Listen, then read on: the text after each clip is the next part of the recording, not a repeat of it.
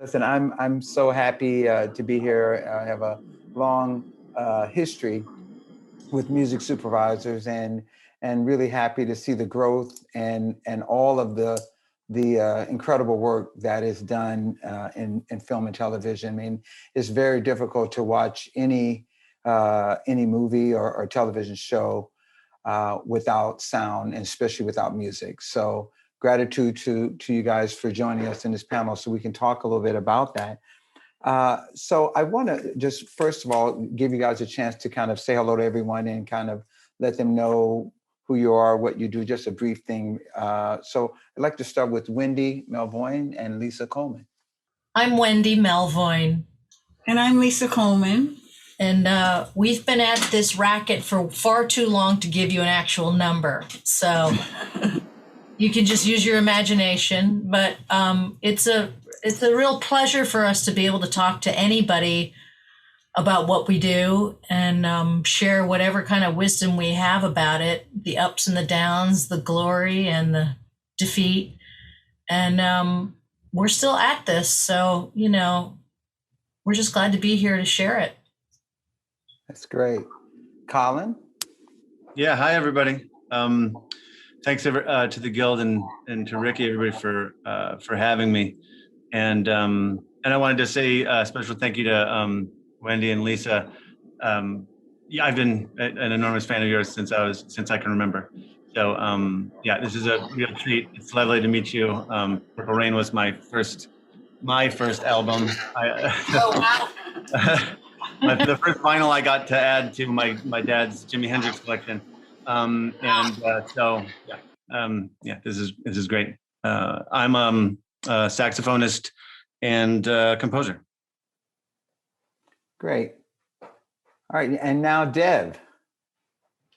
Hi, everyone. Thanks for having me here. It's a pleasure and honor. Lovely to meet you, Colin. So nice to meet you, Dev. Yeah, and Wendy and Lisa, again, I am a huge fan also. So I feel very blessed to be in this room with everyone here. So yeah, and I'm musician, composer. I guess I should say that at this.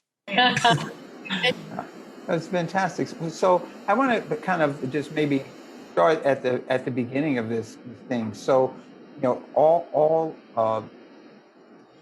of you guys were performers, and so tell us the story, the inspiration, and how TV and film found you, or you found it, and how did that process work for you? So let's start first with Wendy and Lisa. How did you guys get into film work?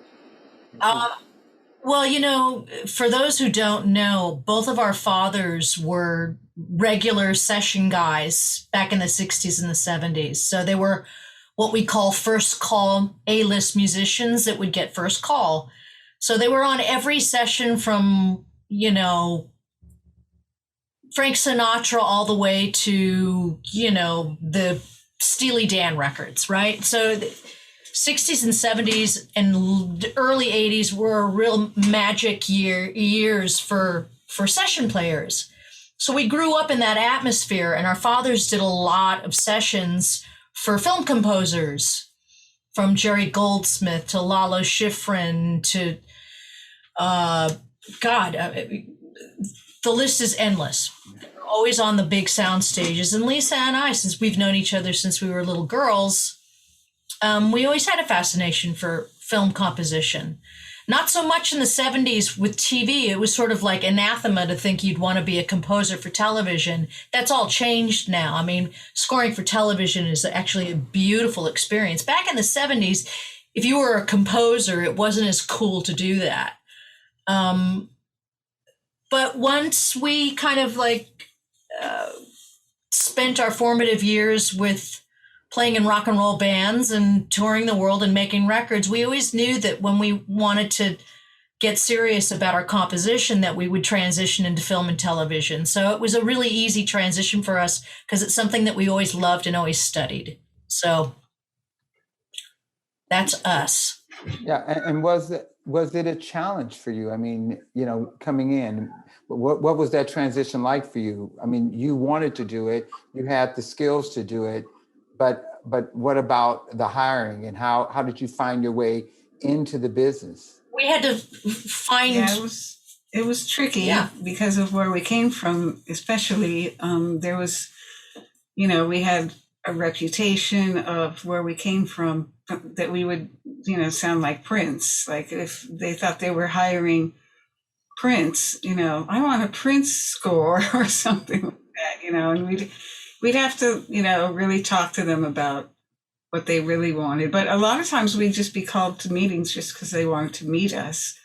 And so it was really difficult at first. We just weren't taken seriously in that way until we got a couple of good opportunities. And like really, I think when we met Tracy Edmonds. No, it was before that. It was with when we shared that score with Mark Eichel. Well, yeah, there was that.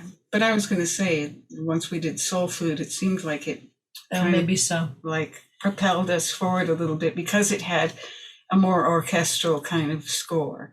And so people kind of saw, oh, they can do that too. And so things started to change. And so that was good. We had to search out agents way back in the day too. I mean, we're talking about, the early 90s where we started to push for this.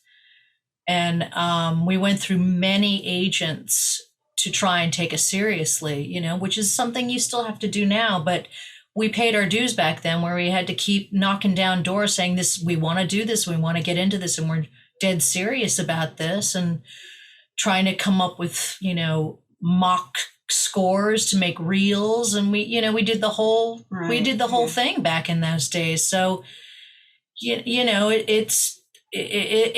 was very tough to get into, but we pushed hard. And that when we started, I think Rachel Portman was the only female, and Shirley Walker were the two females that were known at the time. And most of the women that were known at the time in film and in composition were really the orchestrators and not the composers. And it's changed a lot now. There's a lot more women now, and there's still a lot of female orchestrators that are fantastic as well.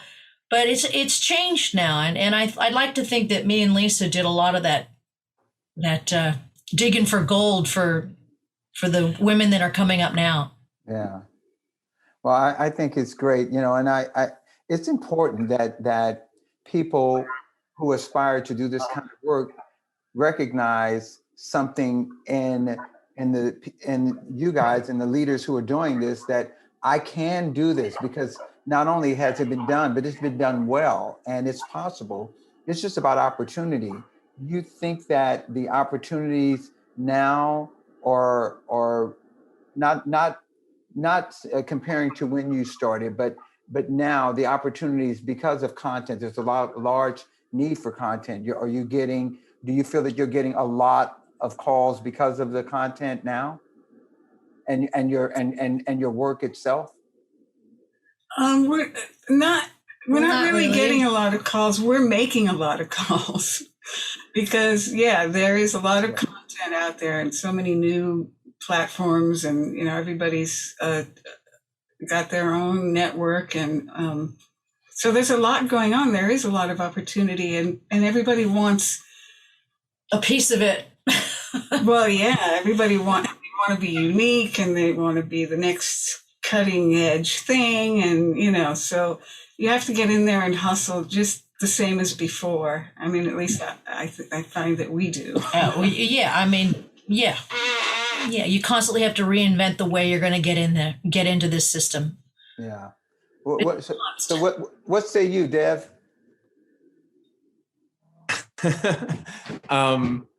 Like, how was like my transition? Yeah, your transition. I mean, you've done so much work with so many artists, and that seemed like there's so much going on with just that, all of the records and artists you work with, and how you build your career. And so, how did the transition into film and television happen for you?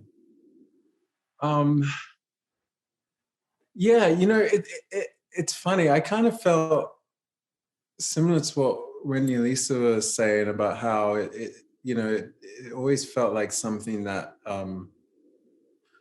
I would, or that I wanted to fall into, that I wanted to get into, and that I wanted to do for a longer, kind of ad infinity, really. Like, it's kind of the thing that has been somewhere at the forefront, but it is true. It's hard for people to, there's something about music, I think, where the first thing people see you do, they really like lock that in. There's something about music that does that to people. And so I've kind of always been aware of that. And so you could say I've almost like actively tried to fight against that idea of being somewhat pigeonholed in anything. But it was really, it's really the first thing, because I've never particularly wanted to, I enjoy performing, and I enjoy music in general, and performing comes with it. But, I never like stood in front of a mirror in my bedroom and stuff. It was never, I never did that. One thing I did do though was like with a tape player, I would record songs when I was really young. I'd record songs off the radio. Like, so I would hear the first, 5-10 seconds or whatever. And if I liked it, I'd press record. So there was a lot of songs I didn't know the first 10 seconds of until I was older. But, and at the end of the tape, in my mind, I imagined I'd written or played on all of those different songs. So that was a thing when I was younger. That was like my kind of, I guess, like dream, you could say. But I guess I kind of fell into it. I did a score with a friend. The film was called Palo Alto, and it was in, I can't remember when that was, like 2013, maybe. And they were, a lot of things in my life, it's really just because they were friends, because there weren't really a lot of doors open. And so that was the first, I was lucky enough to do that score. But then I didn't do another score for like 7 years after that, because there was no, there was no real opportunity. No one was really reaching out. And then recently, it started working out, but because of a friend. So after those 7 years, it was another friend making a film that got me in there. And then, of course, I guess, the more work you do, it leads to others looking at you and maybe being like, oh, they can do this this thing. Mm-hmm. But yeah, similar to like what Wendy and Lisa were saying, it's it's a battle, and again, also being a Black artist too, it's I think the idea of doing something orchestral, I still get questions about that in meetings, if I can do that, even though I have scores out that are orchestral. Like, it's still a question, even though, the first music I ever played was orchestral, but that's just going to always happen. I think that's just what it's going to be. Yeah, it's so interesting to me, because this calling, this music that spoke to you whenever it came into your life, really transformed it to a point where it became not only a passion, but it was the thing that wakes you up, that keeps you up. And and you look at those things. I mean, writing a piece, I mean, I want to ask Colin, what about for you? Tell me, what's the the longest time that you spent on a cue? Because I mean, you're trying to find your inspiration. Sometimes you get stuck. I mean, what's the longest time? Even on something that I'm not stuck on. I'm working on something right now that I'm absolutely adoring working on, but it's just because every frame, every sound, I'm trying to make things that I haven't heard before. And I certainly haven't heard from myself before. So I was joking with a friend the other day, but not joking. I mean, it was very, very serious. I mean, I spent 3 10-hour days probably on a minute and a half. Some cues take forever just dialing in, because they start from the instruments, me figuring out which instrument, then how I'm going to play it. Is it something that I can play now, or do I have to practice myself into it in the next, hours, days? Once I get what it is that I'm after, have I captured it with the right mics? Then processing, sometimes that's just throwing things spaghetti against the wall, seeing what's going to stick and how it's actually going to really work out. And a lot of times an idea of like, oh, I think that if I started with this and run it through this kind of path, I'll get this thing that's in my head. I'll make that speak, but not, doesn't necessarily work like that every time. And so sometimes it takes days to get to what I envisioned. But to me, it's the whole job. So much of the job for me is storytelling and problem solving. And it's fascinating to me. I adore the process, and the longer, sometimes it comes right out, and everything works, and sometimes it takes days and days. And how did you find yourself being drawn to this craft of storytelling and film and television? When I was a kid, I was a visual artist when I was a kid. From when I was very, very young, I was. My mom was really supportive of everything that I was doing in that regard, and so but I didn't get serious about music until probably 15, and up until that point, I was like kind of a ravenous sci-fi kid and really into visual art, and so I wanted to grow up, go to LA, and be and work on special effects. Like working on visual effects, because this is I grew up in the 70s, 80s, the Star Wars era. I wanted to be one of those guys that made the creature effects, made the spaceship effects, and it turned out that music just took over my whole psyche and transformed my sense of self and purpose when I was a teenager. And then that just, how it goes. You just you're kind of taking life as it comes, and it wasn't a whole lot of planning really. I was just kind of marching forward and dealing with what was right in front of me. And it wasn't until I don't know exactly, I don't remember, it was probably about 12, 13 years ago, when I had started to make solo records. That was my in, and it wasn't something that I was consciously really thinking was going to happen. It was just, I was in the middle of touring with Arcade Fire and putting out my solo records, and because of the solo records, I started to get I got one director came to me and said, because of what these sound like, they sound rather like, he thought that there was a sense of like, cinematic sense to what it was that I was making. And he asked me to come in. And so then probably the next 7 years of making movies and TV, almost everybody who called me had been inspired in a similar fashion, and most of them didn't know that I was doing any scoring. They hadn't heard of any of the other things that I had scored.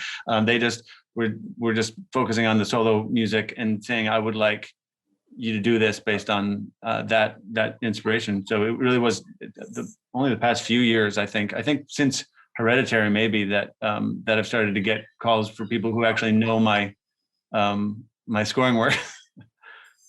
That's fantastic. And this is so informative and inspiring as well. And speaking of inspiring, I mean, Wendy and Lisa, what are your inspirations? I mean, do you listen to current trends? Do you stay away from them? And how do you find your inspiration for each project, be it film, television, or gaming? And how do they differ for you in terms of how you approach the project? That's a really good question, because it's a complicated answer, because if I was to peel away that question, the most important inspiration comes from our collaboration and the story we're working on. And those elements kind of have to lead the pack. And then the rest is kind of digging for gold and finding the sound or whatever it is that you're going to work on to translate onto the piece that you're going to do. I find that I personally listen to everything, and I always have ever since I was a little girl. I am a unapologetic crate digger in every genre. So I listen to everything from a bazillion years ago, ancient music, to the most forward avant-garde stuff that you would say is too atonal for the most atonal ear. I listen to everything. I'm inspired just by pure creativity. So I take that into my collaboration with Lisa. Lisa, if I may just say, she's so singular in her sound and her approach to things that I'm the one that has to find my voice in our collaboration. Her voice is so strong in our composition. So as two people working together, I have to work my way into the peaks and the valleys of this strong, singular thing that comes out of her as a composer. And she doesn't listen to as much stuff as I do. She doesn't do the crate digging that I do. She's kind of in her own little world. So it's a complicated answer for me. I mean, Lisa might answer this differently, but the seed and the inspiration comes from our collaboration and what the sound is between each other. And then most importantly, what's the narrative? What's the story? And then you make it work. Lisa? Yeah, I'm not going to say anything because I love that. I mean, because, each project brings its own thing, but it is really, to me, and what I'm hearing from you guys and what I feel as well is it's the relationships that you make as you're building that are so important for your growth and your support, because we all need two people. I mean, Colin and Deb are one person. I don't know if you guys are collaborating on things, but we are collaborators, right? So it's different. Yeah, but I'm talking about all of the relationships. I mean, because there's someone that you knew early on that knew your work, that told you about this, like the thing that Deb was saying earlier about, like, this is, I knew this guy and this person knew me, and they took a chance on me and said, hey, I like your work about this. So I'm just want to point out that the relationships, the health of your relationships matter. And so because even if you work alone doesn't mean that you work in a vacuum. You may be working alone at that moment, but there has to be collaboration through and through. And so I want to talk about the collaboration with the directors. Deb, why don't you tell us a little bit about your relationship and how important that relationship is? Because it's not your way or their way. There's a collaboration that has to happen for art to be built. Yeah. I mean, for me, that's the most exciting part for me. I love collaborating in any form. I'm just always curious what multiple people getting together in any capacity what can come from that. That's just exciting for me as a fan of so many things. And yeah, it's funny. Yeah, I'm sure everyone else can attest to this too, but there's so many different ways of working with director. So everyone has their own things and their own, twists and turns, and I've had relationships where it's been like somewhat hands off, and I've had relationships where it's been way too many hands on. Let's see. Well, I mean, can you tell us about Passing? With Tessa and Ruth, and how did you prepare for that project? That film. Rebecca Hall's just made this film, Passing, based on the Nella Larson novel from the Harlem Renaissance, and it was so interesting because so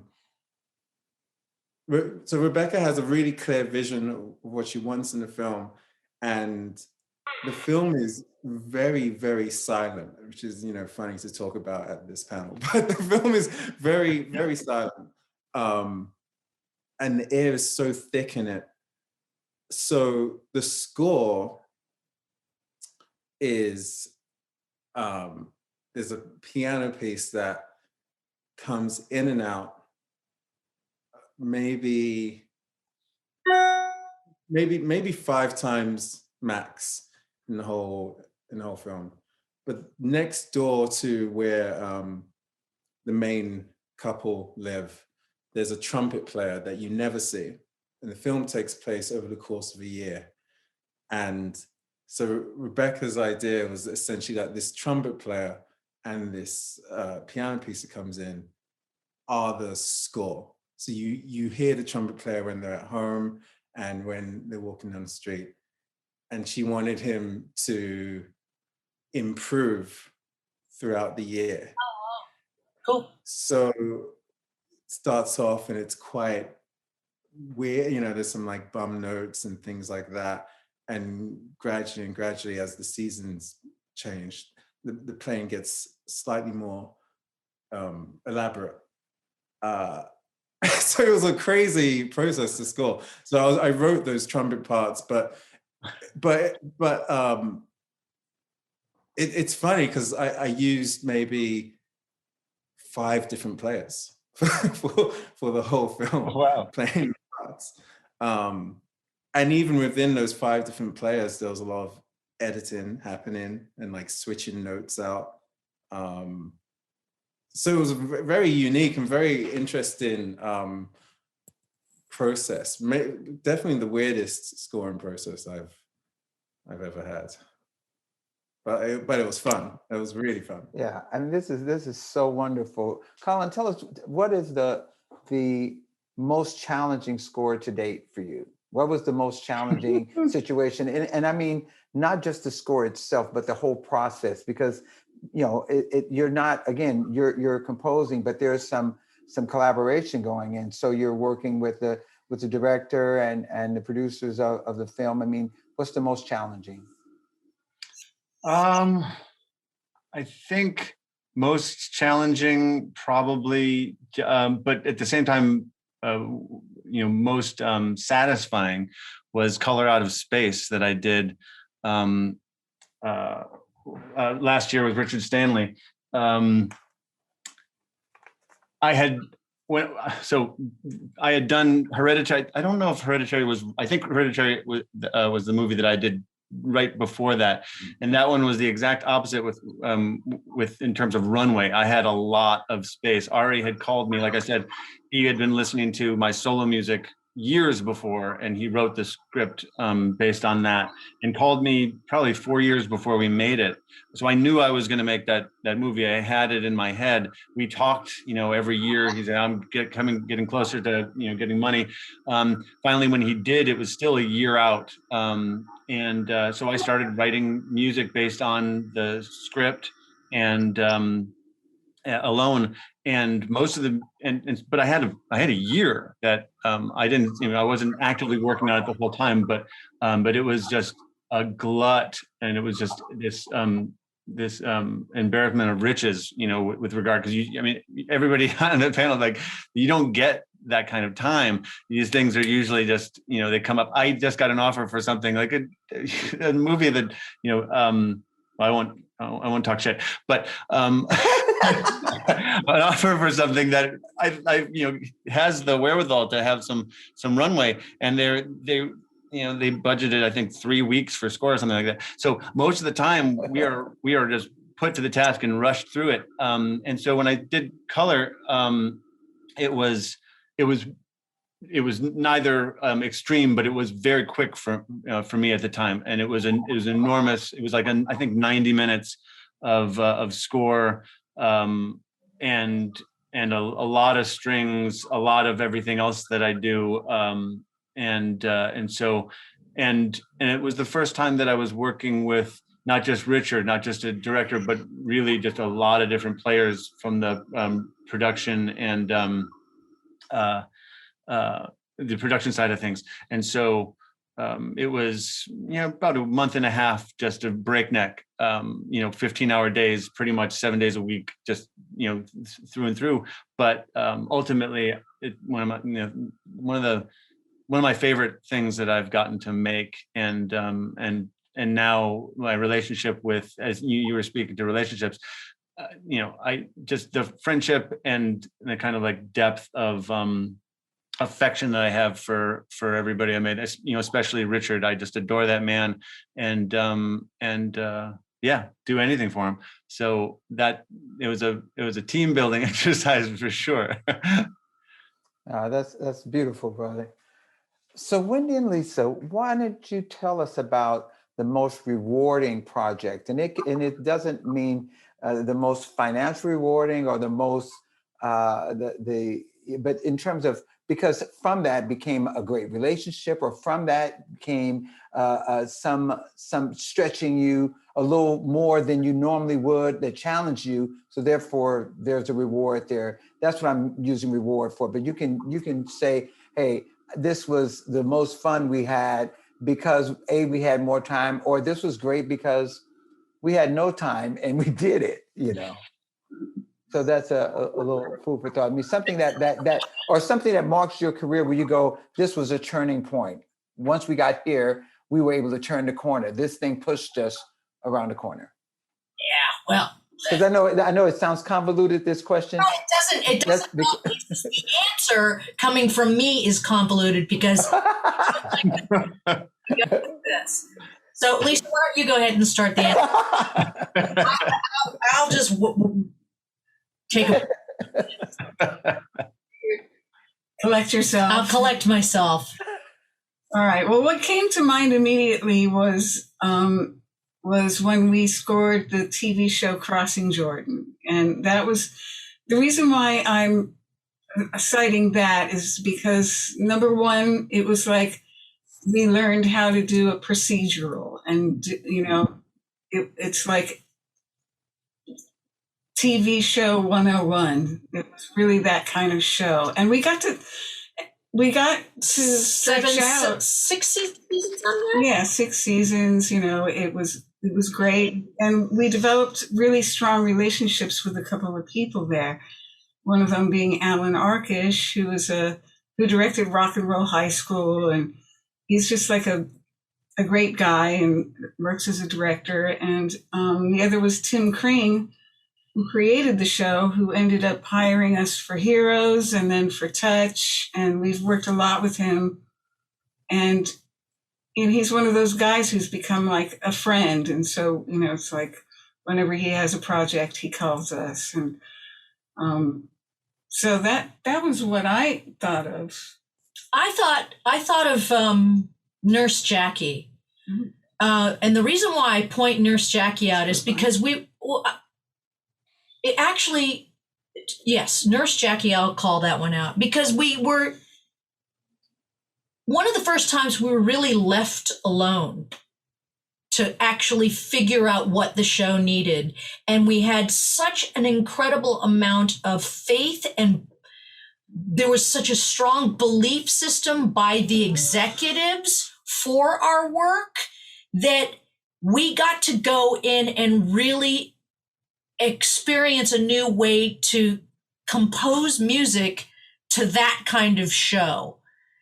And it was just the two of us. We played all the instruments, and right behind us is one of our little whisper rooms in our second room. And so I've got my drums set up in there. I've got my old little Gretsch kit in there, my little monitor in there, and Lisa's in the main room. And we both watch the scene at the same time, and we kind of play to the scene. We were at like a silent movie. We were the pit band, and we'd watch a scene with Edie Falco, downing a whole bunch of pills in secret, and then try and maintain some semblance of normalcy in a hospital setting, and try and compose something that had depth but was still sort of ironic, right? And so we got to experiment this thing between the two of us without a lot of input, which is really not typical. There's so many cooks, and that to me was just a really beautiful moment where we got to really, and we got an Emmy out of that one because we were left alone. So the key is leave us alone, and we'll do the best work ever. Yeah. Yeah, no, that's fantastic. Or that. I love these stories. So here's something I want to touch on. With COVID, it's been challenging for everyone in the world, and it's so weird, or just sometimes my heart just like aches when I wake up and I look at, because it's not just my block, it's not just this race or this group of people, and this type of work is shut down. I mean, the whole world felt this. And so in your work now, Deb, why don't you start with the challenges, of working COVID, and then how do you stay inspired when your heart is heavy with loss, as we've all experienced loss and frustration and those things, and how do you pull yourself to sit down and really go to work, and how do it's not really trying to control what comes out, but really letting it flow. And I just want to see how you get your flow back in that, because I know a lot of people on this call are experiencing that. So you share with us, please. Yeah, it's funny. A few days ago, I was talking to a friend about something I'm working on now, a score I'm working on now, and it's funny you brought it up, because I was talking to him and I was saying how I like the cues I've done so far, but they feel really heavy. They felt so, and the people I'm doing them for like them, and it's like fine, and it's going ahead, but it was like kind of like weighing on me when I was listening to them, that it was, I could I don't know, feel some sense of darkness in it, and it was bothering me, but I've since I've let go of that feeling of that bothering me, because it's just how I feel is just going to come out in things, and I think I'm realizing that even if it's regardless of what type of scoring work it is, I think how I feel is just going to come out in it, and it's okay for that to happen. I was like stressing about it a little bit, but I think it's fine. I feel pretty lucky, I should say, lucky to have work in the scoring world in this year, because in my own, aside from that, I don't feel that inspired, if I'm honest. I don't feel that inspired this year. It's and I talk to people, and I guess people act differently, and some people are thriving artistically, but I absolutely just am making things, but I don't feel it. But it's a global pandemic, so in the scope of things happening in the world, me not being able to come up with a tune for myself, I think is pretty good. I think that's like, I think there's a lot worse things, but the scoring has been really good and really nice, and it's like great to have something to like work on and work through, and so I guess this is a long-winded answer, but what I'm saying is that I think the thing that shocked me in listening to back to cues that had this emotion in it is that I felt like I wasn't having an outlet to put this stuff into, but it was just always going to come out, regardless of what it is I was working on. So it's tough. So I basically, I guess an answer is that I try and be inspired, and I read and still do all the things that I love to do, but at the same time, it's not a residency. and I just like remember that, it's like, and also it's not singular. It's not just happening to one person in the entire world. This is something that's affected absolutely every single person, some worse than others, of course, but as a whole, it's affected the entire world. So I just feel like, it's no point kind of beating yourself up over it. Yeah. Well, what comes out, I mean, it has to be honest. And that's the thing that's hard to balance, because you have to be honest with your feelings and your emotions as you compose and as you write.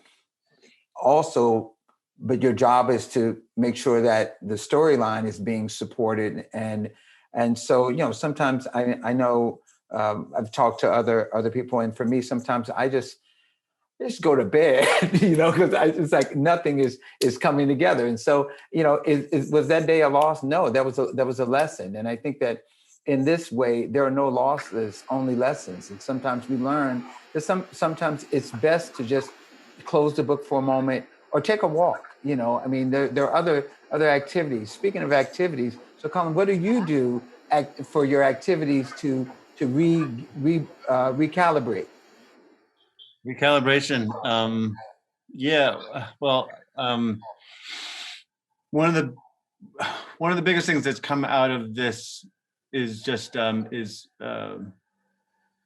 kind of the ways in which, the manner in which my friendships express themselves, and so people who in normal times I haven't necessarily done a whole lot of correspondence with, old friends who are very dear to me, because all of a sudden we were reminded we've got this technology. We can talk to each other, we can see each other, we can be there for one another.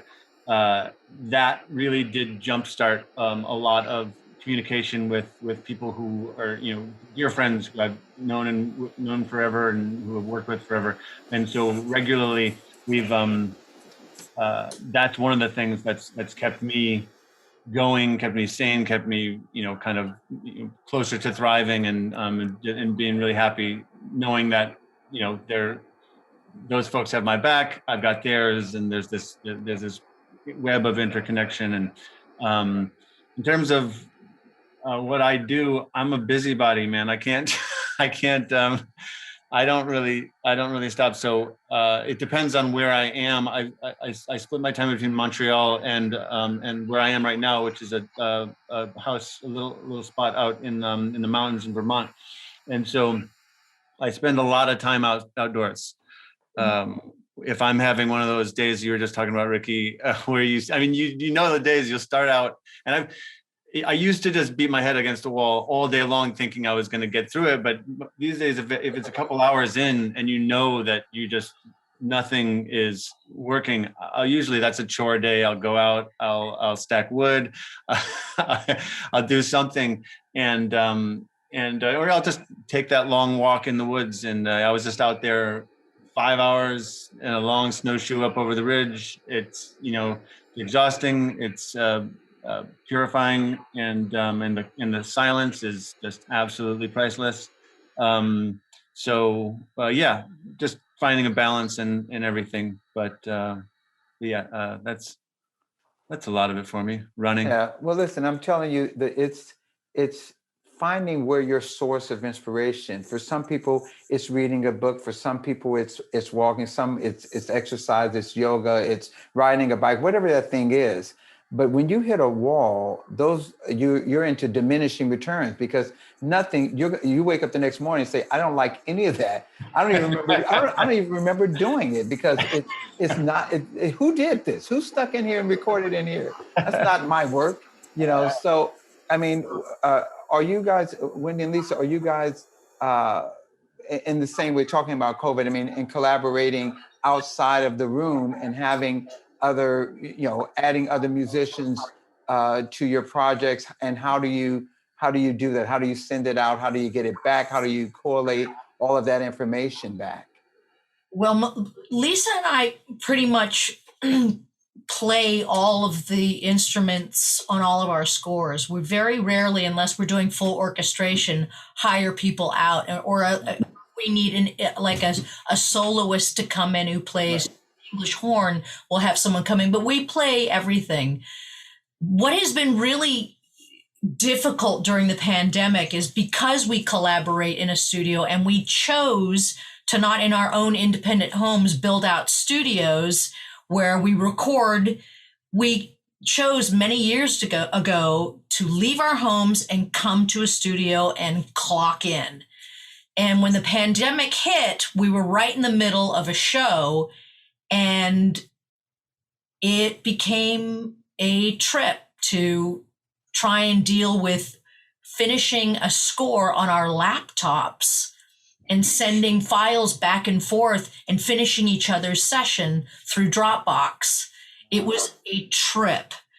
Along with that, thank God we had our engineer who was in a different location, was able to take our files, and we got good mixes out of it, and the show actually aired on Netflix, and it's all good. But it was really difficult to do, and it was a difficult time. I mean, my mother died of COVID early on, and it was right when we were doing this whole remote thing and not being around people. And then after a while, then you get to this place where it's like, okay, well, we've got too much work. I'm not working on I'm not going to work on my laptop. We got to get into the studio. So this show that we're on now, we were like, okay, we got to fold in some COVID protocols now. We've got to everyone in our room has to be tested, every blah, blah, blah. So we've got testing going on, and we've got our masks off right now, but this is the first time the two of us have had masks off around each other this long in months. Yeah, I guess so. So it's all changed. It's all been hard. I totally relate to what Deb is talking about, where this past year I've been not feeling any of it, not feeling it. Whatever's coming out of me, I'm like, I don't know. I guess it's okay. I guess it's all right. People are liking it. I guess it's okay. Is it breaking my own heart? Am I breaking my own heart? No, not right now. I'm also going, I've got grief and all that stuff. I'm going through that. Yeah. So there's that on top of just the work and the output, and trying to get, where is the world now? Where are we all going to land? What is happening? And so in that uncertainty with music, with a task at hand of having to, okay, you need to score, 5M2, and it's the pivotal scene of the thing, and make sure you get all the uhs to work in the show. You're trying to go, you've got this uber weight on your head of the sinking feeling that the world is still unsettled, and you're still unsettled, and what's going to happen here and what's going to happen there, and how is that reflecting into the music that you're doing? It's been a challenging time, so big time. And I just like Deb said, the entire world is affected by this, but we're talking about how is this affecting being a composer. It's difficult. We're all lucky. We've all got gigs, and we're blessed that way. And I am grateful, and I know Lisa's grateful, and we're still plowing away. But there's this underpinning rumbling of uncertainty and discomfort and dis-ease and a combination of PTSD from the political system of what's been going on. There's all of that that's getting in the way and influencing how you're making music. So yeah, a lot of it is heavy. It's heavy. It's a heavy time, right? So that's my short answer. Come back for a long one. Hey, listen, I got all the time in the world. This is the good talk. And listen, I'm inspired by this conversation as much as asking the question, because I have the same situation. I think that it's important for all of us because I believe that our purpose on this planet is to inspire and to be inspired. And so one of the things that I encourage people to do in these situations, call someone up. If you think about a friend, call them up and just say, hey, I'm thinking about you. A quick call could mean a lot. And some people maybe, I've had friends tell me I was in dire straits. I was balled up in a ball, and I haven't talked to anyone, and I saw you call, and I had to pick up because I knew that you would have some words for me that would help me get up off the ground. And I need that same call too. I'm not just the caller. I need the call as well. And I think that that's one way that we can help each other through this is, I've actually called a lot of people who gave me my first gig, and people that if I think about them, people give me an opportunity. I think it's important to let them know what they mean to you and how you wouldn't be on this course without that help of others, So Deb, what do you have been in terms of people that inspire you? Do you try to find a relationship, and how does that work? And how they because inspire is not just, but they give you opportunity, they inspire you, but they also just as a friend, and how important is that for you in your life? Yeah, it's really important for me. I basically, so music was always like the safe space, I guess, growing up when I was younger, it was the like the safe room that I would go and live inside. And I played a lot of sports growing up, and skated and all that kind of stuff, and all of those things feed into me, and seeing friends and doing activities with friends. All of that stuff is so important to me, and when that's cut off, it almost cuts off the oxygen for the safe room of my music. It's really, it's key for me. In every single capacity, and even in like the collaborations with be it directors or whoever, or producers, like I need, which maybe won't get me too far, but I need to be friends with all of them. I just come from that place. I just need to be friends with people I work with.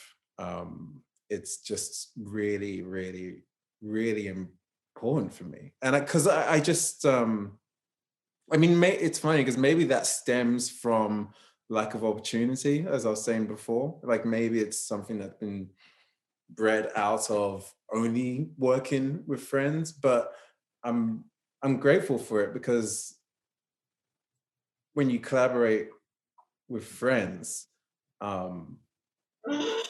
it's always fun. It's always exciting, and you essentially like what you make because you're excited while you're making it, and you respect the other person. That respect level, I think, is really, really key. And I link respect and friendship together in my mind. Beautifully said, Colin. Yeah. No, that I couldn't say it any better than that.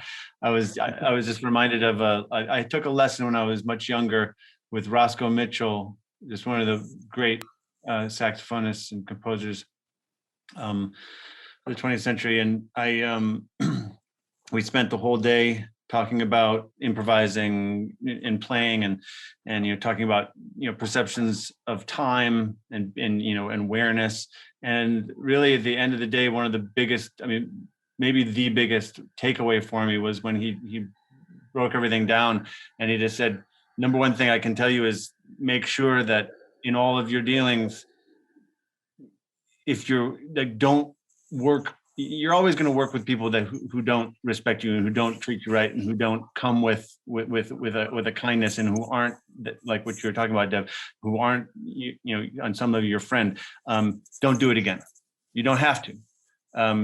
Cultivate those relationships, cultivate those friendships, and do that for your life, because that's ultimately what's going to what's going to last.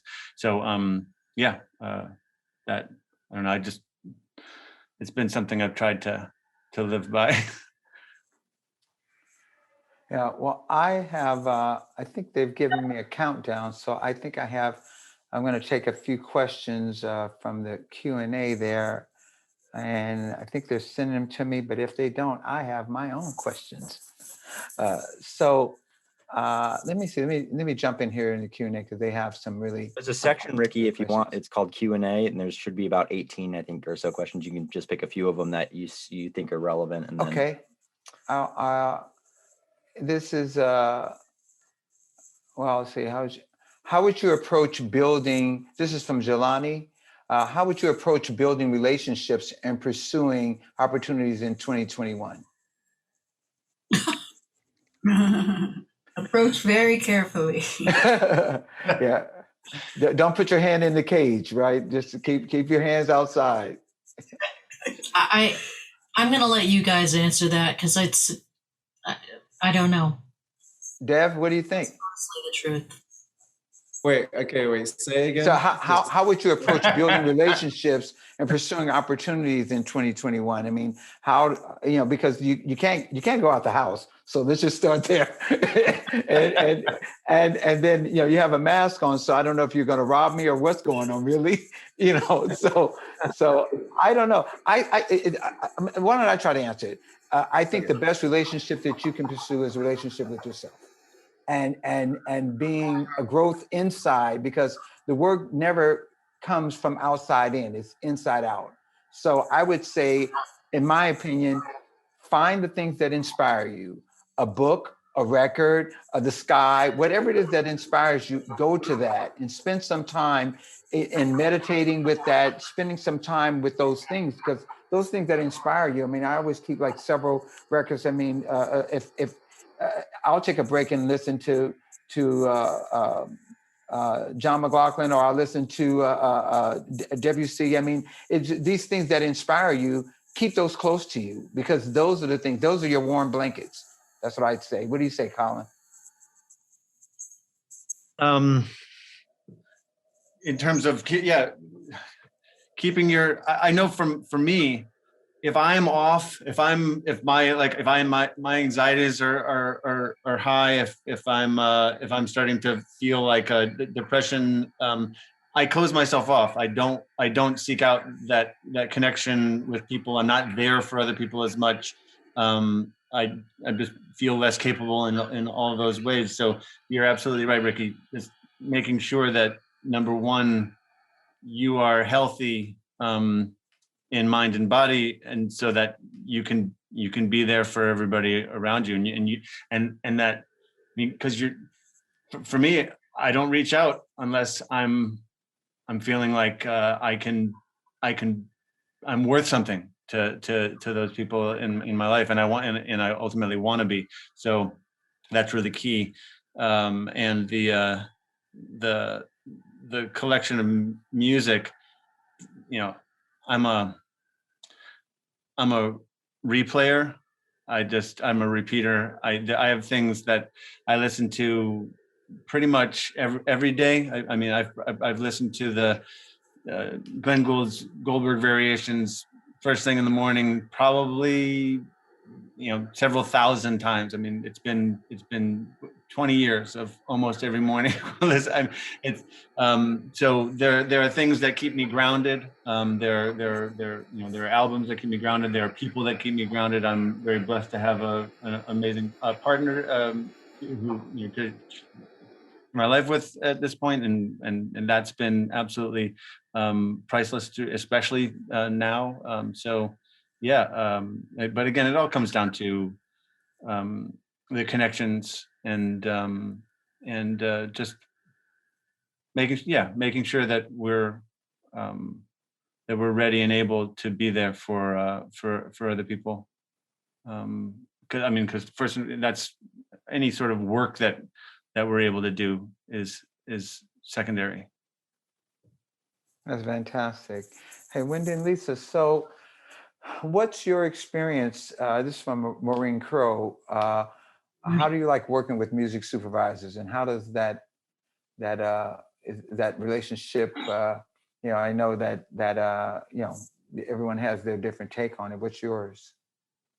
I love it because I'm a closeted music supervisor myself. So I love picking songs for scenes, and I love it, and finding things that no one's ever heard. I mean, I actually followed Randall Poster's career back in the day when he was first doing music supervising, and I was blown away by his musical choices in film and TV. I love them, and I've come to really understand that job really well. When Lisa and I first started, it was a little undefined what the music supervisor was and the kind of actual power that a music supervisor had. And on a few, in the spirit of full disclosure, on a handful of projects we've done in our life, the music supervisor is infinitely more important than the composer. The composer just wasn't as important as the music supervisor. Hence, the music supervisor would get a front card credit. The composer gets a scroll at the very end of a show. So you felt that stuff when you first started out. But I get their job, and I love working with them, especially if they understand what we do and they have a respect for what we do. Then it's a beautiful relationship, and they can be a really good collaborator with the producers of the TV show or the directors of the film, because it depends on what medium you're working in. The director isn't as important in television. They're important in the film world. And in the TV world, it's all about the producers and your showrunner. So I dig them. I love them. And especially if they've got really killer taste in music and they know how to work a deal and get something, find young or undiscovered artists to contribute to a project when the production doesn't have $100,000 to pay an artist.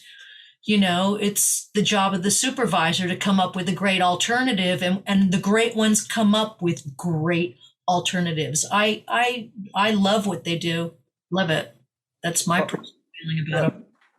Well, this is a question from Rebecca Grierson, and the question is: there is still a huge lack of diversity and recognition for underrepresented composers working in film and TV. Women comprised 5% of the composers working on the top 250 grossing films in 2020. This went down 1% by 2019. There's only been one woman nominated on the Oscars shortlist comprising of the 15 original scores. How do you think the industry can collectively change these statistics? Hire women.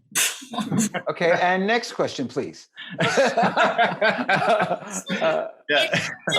It's a tricky thing. Let me just add something to that, because being women, it's difficult. And Deb, maybe you have this experience being Black, but as women and gay women, there's a category for us, right? And so we got a beautiful award many years ago And it was the Shirley Walker Award. And she was, like I've mentioned before, an incredible composer. And she was an orchestrator for John Williams. I mean, just an incredible talent. And we got an award the first year it came out from ASCAP for being the first women to make their whatever. And when we got up there to give our speech and say thank you, of course, thank you. We were grateful. But what came out of my mouth automatically was, I don't want to be a female composer. I just want to be a composer. Can we just not do that? But unfortunately, that's not the world we live in. So that is the fight we have to take everywhere we go. And I'm sure everyone of minority, like, oh, it's the first Korean composer, or it's the first Indian composer to win the It's difficult. And especially with the people that hire in these positions, it's this stuck in this systemic, I don't want to say racism or genderism or whatever, but it's a thing, it's a thing that we're just all in. So, why is there only, 1 year for Black History Month? What? I don't get it. Why is it the year of the woman? We only get 1 year? It's like, this isn't something that is just going to have to be consistently worked on and do good work. Yeah. And do good work and do good work and just keep whittling it away. And please hire women, hire minorities, hire them. Yeah, do good work.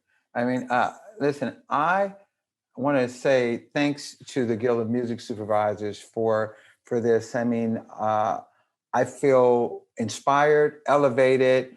I feel like I could go out and conquer the world now because of your input and your honesty and your kindness in sharing. So I always say you can always make more money, but you can't get more time. So your time is important to me. I appreciate it, and the Guild and everyone here. Thanks to all the participants and everyone who came on to be a part of this. This is very special. And next time we'll do a 4-day marathon, and we'll get through it all.